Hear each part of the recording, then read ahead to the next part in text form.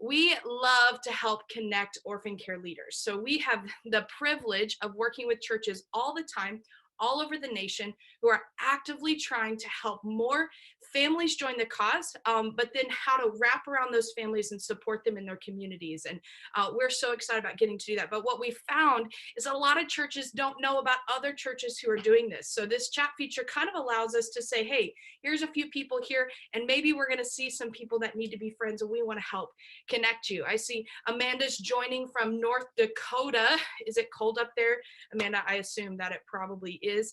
I see Karma, maybe I think that's your name. You and your husband live in Northwest Ohio, also probably cold.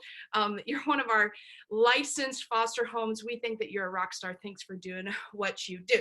If you're still jumping in, we're going to give a few more minutes for a few more people to join. We want you to use your chat feature to talk to us. So if you could look on your screen and try to see if you can find that little button that says open chat, we'd love for you to do that.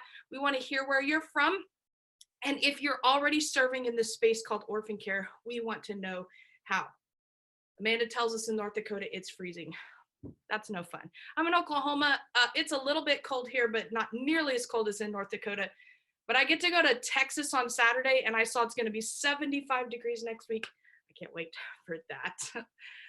Again, my name is Erica. You guys can keep talking to us via that chat. Today, that chat will be the place. If you have questions for some of our panel, we'd love to answer them. So if you have a thought or a question that you want to interject sometime in the conversation, please feel free to do that via the chat, and we will certainly try to have time to bring it up. My name is Erica Blankenship. I serve with Backyard Orphans, in case you're new to the chat. I'm the program director there. I love getting to do it.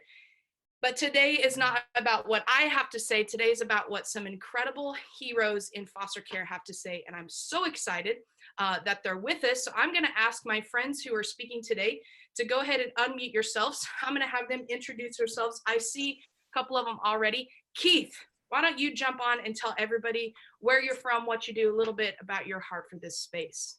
Yeah, thanks so much for having us on today. My name is Keith Howard. I'm the president and CEO of a group called Circle of Care. We are a statewide foster care agency in Oklahoma, serving about 200 kids in foster care a day across the state. In addition to that, I'm a former foster parent, and I'm an adoptive dad. We adopted a sibling group of 4 out of foster care. And prior to me getting involved with child welfare for the past 15 years, I was on staff at a local church in Waco, Texas, doing ministry, preaching, long before I even knew orphan care was a thing. And I was one of the pastors who was oblivious to the issue and didn't understand anything about how the church could engage at that point in my life. So I'm glad God brought a holy disruption into my life and woke me up in a pretty dramatic way and brought me into this space.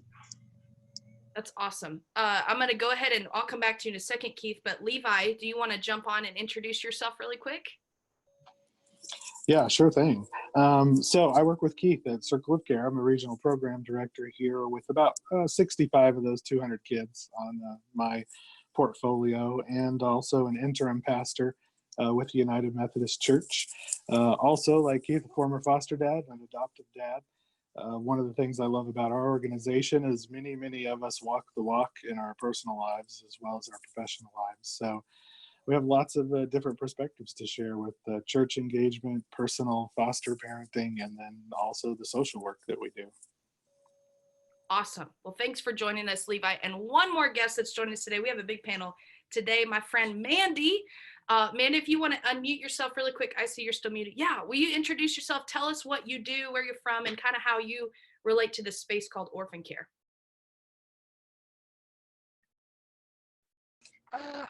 Sorry, I got a phone call. So I am Mandi Mays, and I currently work for the Department of Human Service, which is why I'm late, because everything is encrypted that comes to my email. And so I tried to do the thing. I had to take it anyway. Insane. Finally got on.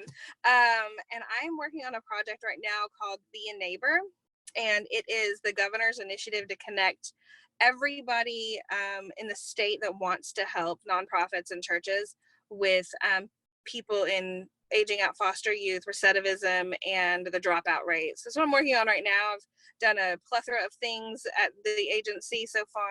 It's super fun. but I'm also a foster mom, an adoptive mom, and 5 kids, a pastor's wife. I'm just kind of all over the place right now. So it's super fun. I really love it. That was a whole long list of things that you do. I love that you used the word plethora and then you proved it by like, I do all of this stuff. That's really great. Well, thank you guys for joining us today. I hope the rest of you guys that are listening in heard that these three, the reason why they were who we thought of when we invited is because they've got their hand in all the things. And so we're talking about foster care and government and the church. Sometimes it can be scary and it feels like, you know, the government doesn't know what the church looks at and the church doesn't understand what the government's going on. But all three of these friends of mine have their hand in both. So they totally get that this is something important to bridge together because they serve in both areas. That's why I've asked them to join us today. Our talk is called Orphan Care Isn't for Everyone. And when we created that title together as a team, I thought, ooh, is that going to upset people when we say it? But that's why it's called the Mythbusters edition, because we believe that orphan care is for everyone to get involved in different ways, in different aspects. And that's what we're here to try to bust today. We want the church to be involved in a big way. And so I brought these experts to help us talk about that. So my friends Levi, Keith, and Mandi are going to help us answer a few questions. If you came today and you had some myths or questions or thoughts to go, man, how can the church really serve in foster care adoption spaces or spheres, and you want you want one of our professionals, one of our experts to answer your question, feel free to use that chat feature to jump in there. We'd love to try to answer it. Maybe it's not a myth on our list, but maybe it's one that we can tackle. All right, guys, I know you three are muted to make sure it's not too loud, so you'll have to like make sure you're clicking on and off and jump in. But our first question today really has to do with that whole church versus state thing. A lot of times when we get with churches, they start to get nervous when they go, oh, but separation of church and state, we can't work together.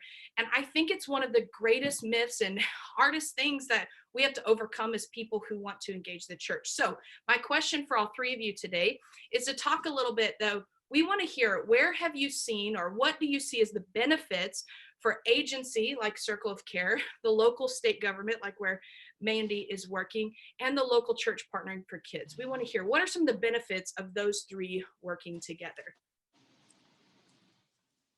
Any of you can go ahead and jump in. I think first and foremost is just the collaborative nature. I mean, these are the kids of our community. And so if we're really going to solve problems within community, you have to bring all partners to the table. And you have an agency perspective, which is kind of the ownership of these kids. They're the conservator. They're the temporary guardians and parents. And then you have a church who has this calling that says, hey, we step into the messiness and brokenness of society, or that's what we should do. We don't always do that well in America.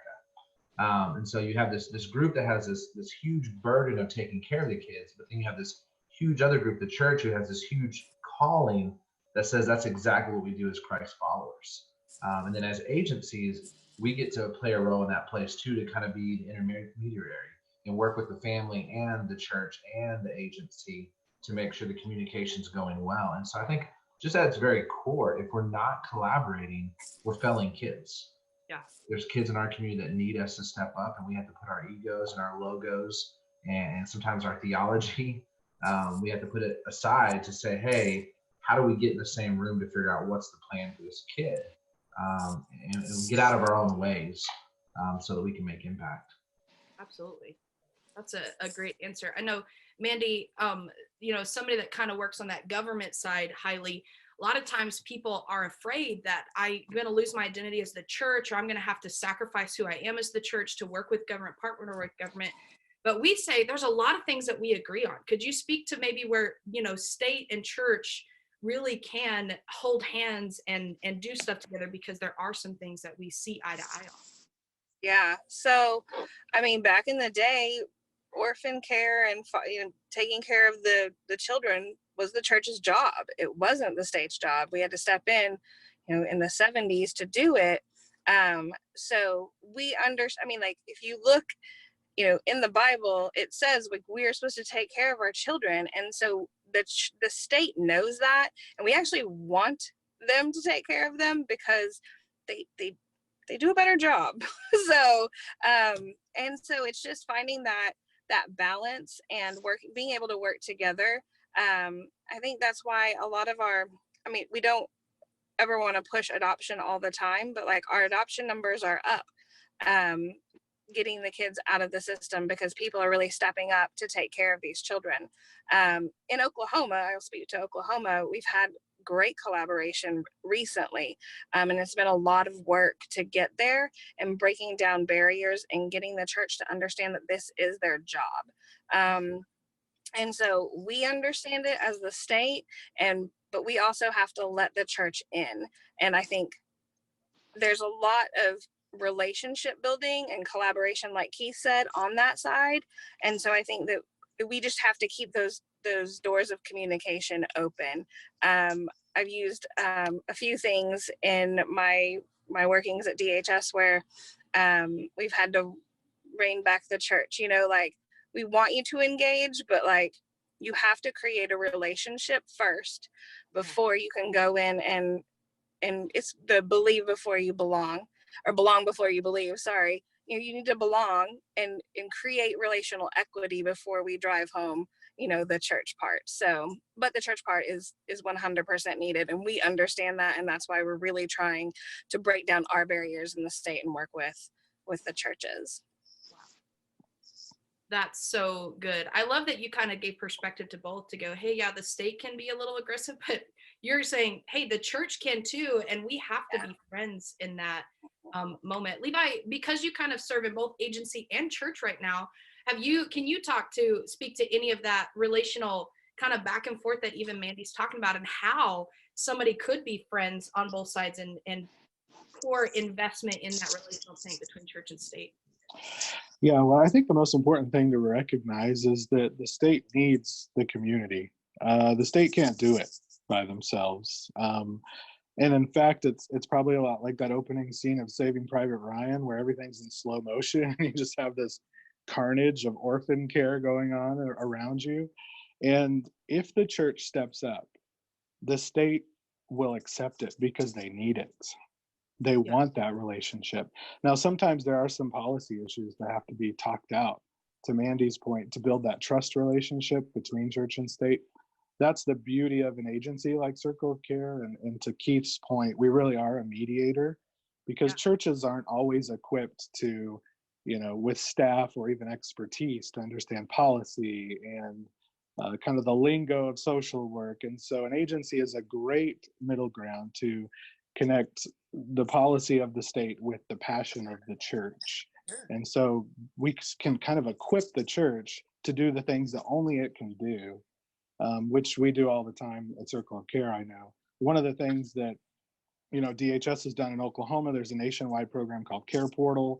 We utilize Care Portal heavily in Oklahoma, and it's a perfect example of where the state has invested money to make this free to any church that'll use it, basically. And then the church, if they'll step up and use it, is able to provide basic services and things for bio families, foster children, whether it's a bed or an electric bill. We're able to serve those communities, and it's a great example of that partnership. So there are lots of places where we have common ground, and to Mandi's point, it just involves taking that first step and being in relationship with one another. Yeah. So I was in a conversation with a pastor not long ago that was really struggling with this state and church thing, and honestly was trying to break that barrier of like the relational separation between church and state. And they had an agency and they were having those conversations, but he just couldn't build relationship. There just was this wall.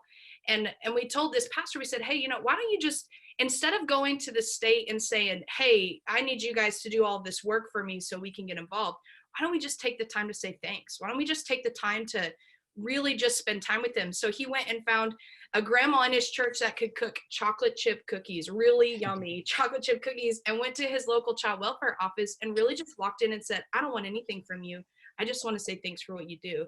And it was so amazing to hear him talk about how that wall began to come down a little bit, because the state saw he truly had a heart for them. But then the switch happened over the next few months where the church was able to see where the state really had a heart and passion for kids, and that those walls had nothing to do with wanting to reject them or this idea of separation of church and state, it really was, they just needed to see that the church was willing to serve, that they weren't pushing their own agenda, but they were really just about the kids, just like the state is. And I think that's a beautiful, beautiful thing. Now, we've had many churches get over this idea of church and state. Okay, we get it. The government wants us. We hear that. In Oklahoma, it's been an incredible thing. And we're seeing this collaboration happen in other states as well. But sometimes pastors and church leaders just can't get past the riskiness that comes with this space. And we hear a lot where churches will say, man, that's too high risk. It seems like we're too liable. If we're going to bring kids from hard places into our church, it's too risky for our staff of what they may be accused of or what we might see. I'd love to hear from all three of you, and just when a church is deciding to get involved, what do they need to consider? Because I think it's important that they recognize the risks, but what maybe could help alleviate those fears? You know, if I hear a pastor say, well, we don't know if our staff can handle kids from hard places, or I don't know if my families are prepared, or I don't know what kind of bad stuff could happen. What are some things that they do need to consider that are legitimate concerns, but how could they help alleviate that to go ahead and get involved? And that's kind of a vague question, but I'd love to hear from all three of you what you have to say about churches who are scared about the risk. Yeah, so I mean, I don't know. Let me think a politically correct way to kind of process this. Like, so we're really good at excuses as humans. Yeah. We're even better at excuses as Christians. Like, we have very much Americanized and sanitized scripture to fit who we are. And so honestly, like, the things that churches say are scary are the very things Jesus calls us to do. And so I think at just the beginning there, yes, we want to acknowledge, hey, we may not have the skill set to do X, but you can go get that skill set. Don't stop there with the excuse, because really that's just a comfort excuse. That's saying we as a church want to be comfortable. We don't want to engage in this. We don't want to disrupt it. We don't want to make our suburbanite families uncomfortable because we're bringing in kids that maybe don't act the way they should in our kids programs. And honestly, man, I think God just gets angry at that trash. Like, and I don't know if I'm supposed to be saying this on your webinar, but, and it's only because of the holy disruption in my own life, right? Like, I've lived through this where I wanted a sanitized version of God, and God doesn't call us to that. He's not sanitized. And so I think being aware of that, yeah, we may not know how to deal with kids with trauma. We may not know how to deal with kids with different behaviors, but those are things you can go out and get training for. So if you're committed to living this out in your church, there's agencies in town, there's partners in town that can bring that expertise. We don't need a church to be the expert in those things. We need the church to be willing to let us in to guide and coach them through those processes so that they are equipped to handle this. They are equipped to wrap around. Being a foster parent's lonely. And so you're on this island and you feel like, wow, I took this on. I'm the one who said, yes, I can't ask everybody else to carry this burden. But yet the very place we should have our burdens carried are with our brothers and sisters in Christ within the church walls. And so we gotta get past the fear. We gotta get past the questions and figure it out. And honestly, I think that's just the enemy's way of tripping us up, saying, oh, you don't want to bring that kid. Have you heard about sexual abuse? You don't want to do this. So I would just say, educate yourself. If it's an obstacle, find people in your community to educate yourself, because the enemy just is trying to be a punk. And he's not wanting you to do this, so he's going to put a stumbling block and he's going to put an excuse, and everybody's going to agree. Everybody's going to sit around the room and say, oh yeah, that's right. That's true. We shouldn't do that because that's scary. Yeah. We just need brave people to say, no, it's scary, so why should we do it? And let's go find the things and the solutions and the training that we need to bring into our church. And yes, it's going to be risky. And I'm not going to say nothing's never going to happen, because it may. But following Jesus, things happen. Yeah. That we didn't plan for, and we didn't want, and we don't desire, and we don't have any answers for, and they're messy. And I just think that's the call of Scripture. And so if we're going to be true to that, man, we have to block out the head trash and the excuses and the ways that we try to just sanitize God in America and in our churches. So I don't know if that answered well. That's just kind of my thing. That's so good. Preach it, Pastor Keith. You know, I'm just going to skip church Sunday now, Keith, because that was good. I was just going to pile on there because I think Keith would agree with this because we've talked about this a lot, but he's absolutely right that we make a lot of excuses. At the same time, you have to lay a foundation when you start taking those first steps. If you read like Jason Johnson, who we know pretty well at Circle of Care, he'll talk about baby steps and small steps and not going all in all at once, because that's often a recipe for failure. And so for me, theology matters. It really does come from the pulpit. It comes from that call to action, that call to fearlessness, that call to the messiness that Keith is talking about, that this really is not about being comfortable to be a Christian. It is about taking up our crosses. Yeah. And to get into that messiness, I think one of the things that's pretty effective is kind of inoculating your congregation to some realities that are coming. If you're planning long term to dive into this space, you know, I'll do things sometimes like if a kid's being loud in the middle of service, embrace that, point it out, just acknowledge some kids can't sit still, some kids can't be quiet, and that's okay. And start developing that culture within your church that not every kid's made the same. Some kids have disabilities, some come from trauma. You know, I'll often say, I know kids are closer to God than we are because every time I pray, they start making noise. You know, a baby always cries when you're praying. I think they're just talking to God too. That's awesome. But I think those examples start to inoculate people to that messiness and help them get comfortable with the idea that it's not about being white and shiny and all put together. It's about being messy and together as a community. And so you really have to ask yourself, like, is foster care part of our DNA? Because we know God has called us to have that as part of our DNA. But has our church really embraced that? And if we haven't, then you really do have to start with the theology, start with the sermons, the Bible studies, and then work your way into practical things like who do we embrace and why. And so I think that's where, you know, those baby steps of incorporating different kinds of people into your lives really does matter. Yeah, that's so good. So I love baby steps, and like I previously worked with Care Portal and getting the church engaged, and so that's how we presented it. It was the first step into it, and then it leads you on a journey. So I know numerous people that have stepped in to just help with physical needs, or, you know, taking a mom to an appointment or whatever, and it opens this door of the unknown. So lots of people don't know that these children aren't three-eyed. They're not going to set your house on fire. They just don't know that. And so even like in children's ministry in your church, you can identify the foster children without knowing that they're foster children. They don't look like, I'm blonde haired, blue eyed. My husband, like, they don't look like us. Like, my kids don't look like us. And you can kind of piece it together. And then you just start embracing, I mean, like, getting to know those children, people start to pick up on it. And then they want to step in and they want to help. So I think like tearing down the walls of fear inside your church, and then really being able, like, serving your foster families inside your church is a great way. You have foster families in your church, whether you know it or not. They might be just slipping in and slipping out. Love on them, find them, have like an appreciation picnic at a park so the kids can run around, you talk to them, you learn from them, and then you learn what they need. And I always tell churches to start with their foster family first, because it helps you grow in your knowledge of what they need, what your church can do to help them.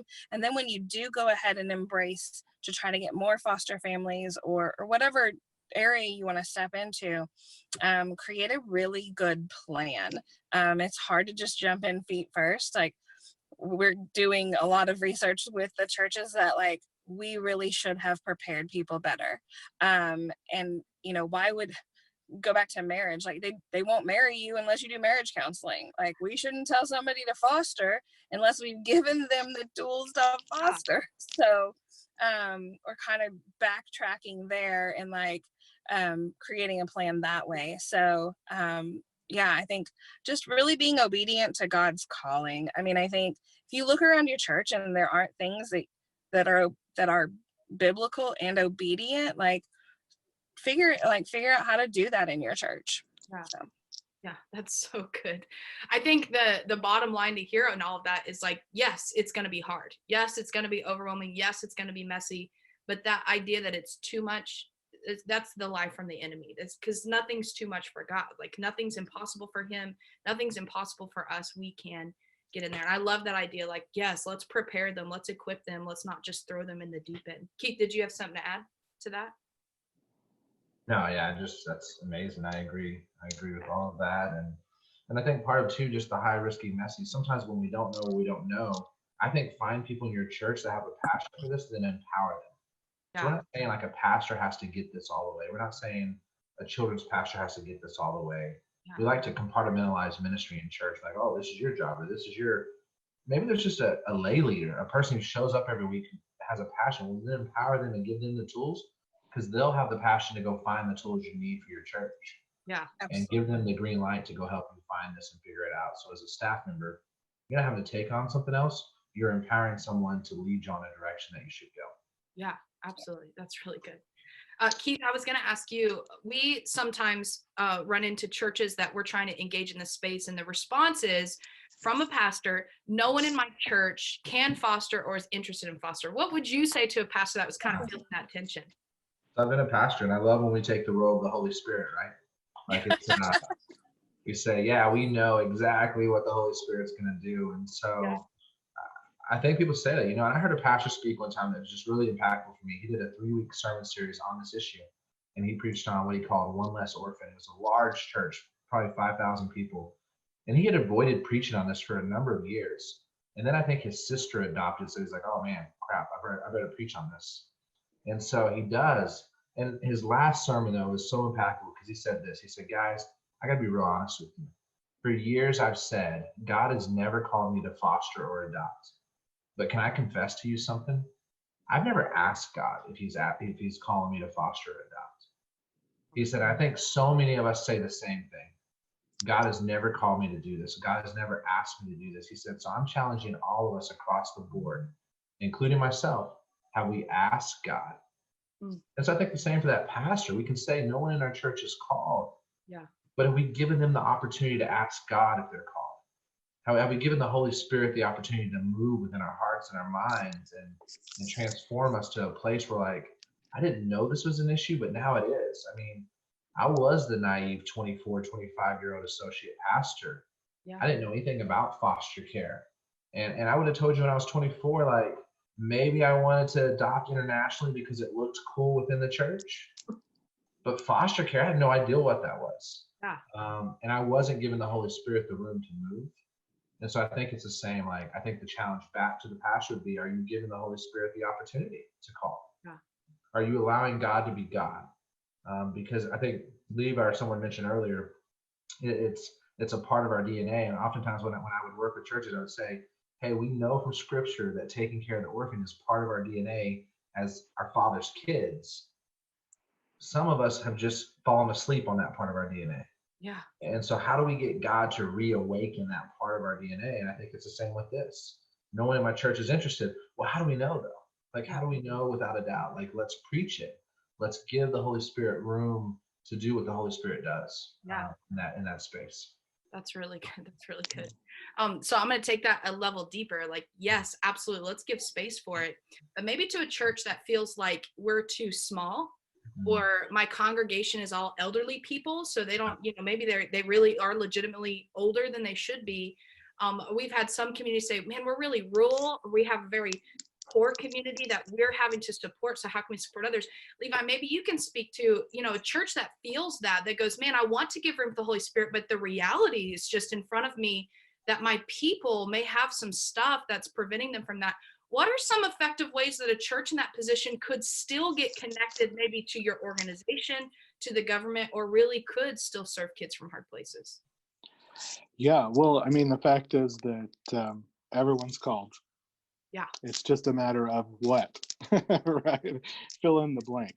And, I think one of the things you mentioned that always sticks out to me is folks who say they're too old, because those are the folks that are going to be the most successful at the things we need them to do, especially things like kids who age out of foster care and need some transitional time to become adults, or teenagers who have no family and no home. It's those older folks who have that experience, who have parented teenagers, who have seen the decisions that kids make, that are going to be the most successful in like aging out and transitional living and teenagers, and the flexibility of those who are retired to handle those kinds of things. So some of it is just pushing back a little bit. Like, have you asked? Like, to Keith's point, have you asked what you're called to do, or are you afraid to ask? I pastor 2 tiny little churches. The number one thing that you can do in a small church is just ask who's already fostered or adopted. And even in a church of 30 people, I have 4 families who've done it. So it doesn't matter how big or small you are, everyone's been touched by it somehow, some way. And if you just ask, you'll find out. So for those pastors that say, well, nobody can foster or nobody fosters, they probably don't know. And like Mandi said, they are in the church already. And one of the best things you can do is let them tell their stories, because stories are way more impactful than statistics or any kind of presentation that you can go deliver. If you can get a foster family or an adoptive family to just share their story, put it on video or do it live, whatever's comfortable for them, those stories are what will empower and mobilize people to make a difference. And then even in the smallest of churches, you can partner with an agency to provide diapers, to financially support even in small ways, to put an Easter party on for kids in foster care. We have a thing in Oklahoma called the 111 Project, and you can check that site every day and see how many kids are in care in your county specifically. And so if you're in a rural church in the middle of nowhere, you can hop on there and go, my gosh, there are 62 kids in care and 11 are ready for adoption right now today. And so when you get those smaller numbers and you can go, wow, we could actually really impact that number 11. That's not undoable. We can make that better. I think those are the things, make it local, make it relevant, and tell stories. Those are the biggest things you can do. Yeah, that's really good. Mandi, you've mentioned Care Portal several times, but we do have some states on here that they don't have an organization like that can make it easy. And maybe really their only option is to go to local child welfare and say, how can we help? What are some things that you've seen that can be effective for a church to go, you know what, maybe we don't have an actual foster adopt family in our church, but what are some tangible, Levi gave a few, but for you, what are some tangible things you know that a church could do that are really helpful to organizations like yours? Yeah, absolutely. So I was thinking as we were talking, and the platform I'm working on right now, Be a Neighbor, is finding resource deserts in our state. And those small churches can partner with their local DHS office. And it's merely, they want your help, like they do. So if you ask for a meeting, they're going to meet with you, and I'm going to give them some lunch, tell them they're appreciated, like you said earlier. But so many ways. How many churches have vans? Like, transportation is a huge need, especially out in rural areas. Like, these parents that their children are removed, they might need a ride to their drug tests. They might need a ride to their services, to their visits. Like, you can partner with your DHS organization or whatever it is in your county or state to do those things, and they'll empower you to do them because they need the help. One thing we're doing in Cleveland County right now, which is so cool, we're doing reunification celebrations. So we're partnering with the caseworkers, and if they have somebody that's getting their children back, the church is meeting them at the courthouse with balloons and a bouquet of flowers and a gift card to Crest. Like, it's that everybody can do something. We just need to, think outside the box, like Levi said, taking diapers. But the biggest thing is, don't think you know what they need. Go ask what they need. We've seen so many posts and so many things like, we need this and we need, like, I'm gonna bash on it, sorry, the Facebook post that went viral about the trash bags and suitcases. Take suitcases to your DHS office. They have nowhere to put them. So you dropping 100 suitcases off is not actually very beneficial. And then if we're doing removals, we're not we're not going to a warehouse to get a suitcase. Like it's a fast thing. So being a resource after that, or just asking them what they need. We had a church recently go in the visitation room at one of our county offices was awful. They went in and deep cleaned it, they painted it, they made it pretty, they made it fun, they brought in new furniture, like stuff like that. So thinking outside the box, Jason Johnson uses a great example of this guy that had the best barbecue in Kansas City, and he provides barbecue for every foster care event that his church does, and for like new foster families. He works with the caseworkers, and if somebody's getting placement, he brings them the best barbecue in Kansas City. And so these churches that think they're too old, think they can't give back, they totally can. You just got to ask what we need. Yeah, that's so good. So, Keith, I'm going to ask you, we probably have time for one more question here. I would love to hear, a lot of times I have been in conversations with pastors and they've looked at me and said, Erica, bottom line, what do you want from me? And that is such a practical question to say, what do you really want from me? That sometimes we can, as people in this space, we see this big thing, all of those ideas, everything that's happening. But if a pastor was sitting across from me right now, Keith, and they just said, what exactly do you want from me? What are some of the answers that maybe you would give them today? Yeah, so I think when we go to church, we've kind of done some research that we kind of know what the DNA of that church is. And I think when we sit across from a pastor, what we want for them is to do what best fits them. And I think some of the examples Mandi was just giving, like, we're not asking you to start a foster care ministry. Like, what best fits you? So you have a group of older ladies. If we know they have a group of older ladies who meet on Tuesdays and have, they do crocheting. Well, hey, what best fits what you're already doing within your church? We're not asking you to add to it. Let's fit it within your DNA so that we can then move out. And I think that's the problem. Pastors get so overwhelmed sometimes because, I remember when I was pastor, we got calls from community places 18 times a week, and we were a small church. No, we couldn't do everything. And so we had to find things that already fit within the nature and the culture of our church so then we could fill the gaps. And so I think for the pastor, it really is do the best thing that fits what you're doing. And let us help you. Let us equip you in that. You're not on an island by yourself. Yeah. And so some of the examples Mandi just gave were amazing, because I think this is the other myth we have to bust about foster care, right? Foster care is just not about a kid, it's about a family. Yeah. And it's not just about a foster family. We love celebrating the foster family in churches, but who is at the worst, lowest point of their life when a kid comes into care? A mom and a dad. Birth parents, yeah. Yeah, in that royal church, who's chasing after the mom and dad? If you have a church full of 65 and plus, could they not mentor and coach and love the mess out of a mom and dad who lost their kids? Like, the myth is that it's not about a kid, it's about a family. And how do we wrap around that family? So I think for a pastor, if I was sitting across, I say, what's the best thing we can do within the rhythm of your church already? Yeah. Let's walk through your rhythms and let me help you kind of guide where those pieces would fit.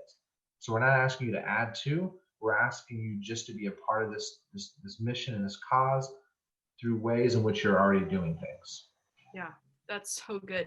I know that occasionally on these webinars, and I even think we have some today, some other agencies in other states that are really hungry to engage the church. And that's such good advice on the flip side, is to say, we're not going in and demanding from a church what they can't give. We're asking from a church what they can.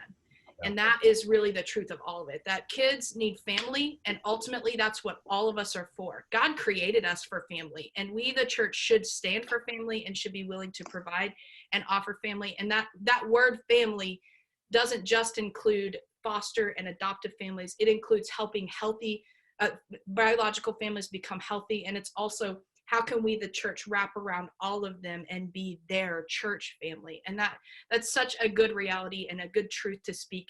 Both the pastor understanding, man, the agency is not asking me what I can't give, but as an agency and child welfare saying, I don't want to demand what they can't offer. I want to see what they can. That's so good. We're coming in for a landing here. Thank you, Mandi and Levi and Keith, for being here. What you guys don't know behind the scenes, these three are such good friends, and we love them at Backyard Orphans. They love each other. I love seeing the collaboration between agency and government, and I've had the pleasure and the honor to see them willing to partner with local churches and truly impact places. I love my home state so much because they really are working so hard to collaborate, and I see so many beautiful partnerships happening here in Oklahoma, and we believe, or my personal belief, is that can be replicated and continue to happen in other states around the nation, and really ultimately and truly in churches and governments and agencies around the globe. And that's what we want to stand for. If you're here with us today and you are a local church that says, hey, we desperately want to do something, maybe today one of these people spoke to your nerves or your frustration or your overwhelming feelings, and that's starting to help alleviate some of that stress and go, okay, maybe we can do something. Our team is here to serve you, and we want to help meet those needs. So we would love to have a one-on-one conversation with you. About 15 minutes after this phone call, you'll get an email with a link that you can set up an appointment with me directly. We do it via video chat, so it doesn't matter where you are in the world. But we want to help talk about, okay, how can you get involved? And maybe you don't know how to partner with your local child welfare and find people like Mandi, or maybe you haven't found an agency like Circle of Care in your state. We love to find those people for you and with you. So feel free to set up that meeting. If you're one of those churches on the call that said, you know what, I was just here to hear what everybody else had to say, we have orphan care, and we want to continue doing it. We want to help be friends. We want to be friends with you, but we want to help you meet other people who are doing this space. So if you're somebody who serves in orphan care in your church already, I'd love for you to email me today and let me know what it is you're doing. We've got a private Facebook page that's kind of started to be a little bit of a network for people in this space, and we'd love for you to meet some of our other churches around the nation doing what you do, serving alongside you. We are so thankful for you being here today. Thanks for taking the time to join us, whether this is your lunch break or you kind of snuck away at work, or maybe you're at home with your kiddos today. Thanks for taking the time. We'll do this again in May. We hope to see all of you there. We hope you have a great rest of your day. Thanks again, guys, for joining us. Have an awesome Thursday. Bye-bye.